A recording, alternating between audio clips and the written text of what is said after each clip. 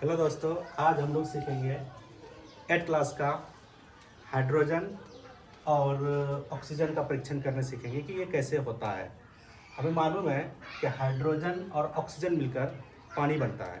आपको मालूम है, अगर तुमको पूछेगा केमिकल फार्मूला क्या होता है वाटर का, तो वाटर का केमिकल फार्मूला जो होता है वो H2O होता है। H2O, जिसमें से हाइड्रोजन का अनुपात कितना होता है 2 और ऑक्सीजन का कितना होता है 1 होता है। ठीक है। अब यहाँ पर हम इसको तोड़ेंगे कैसे?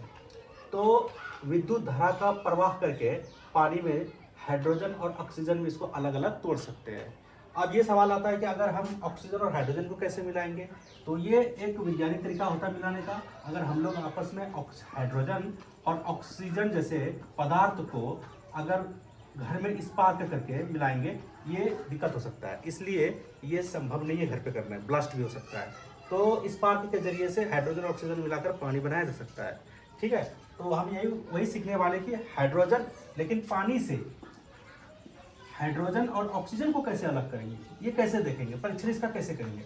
तो ये तुम्हारा 8 क्लास में ये सवाल है, तो चलो हम बताते हैं। एक बीकर लेना है और उसके बाद उसके अंदर में 2 बीकर छोटे छोटे पतली वाली लेना है और एक इलेक्ट्रोड, इसको बोलते हैं इलेक्ट्रोड छड़, इलेक्ट्रोड।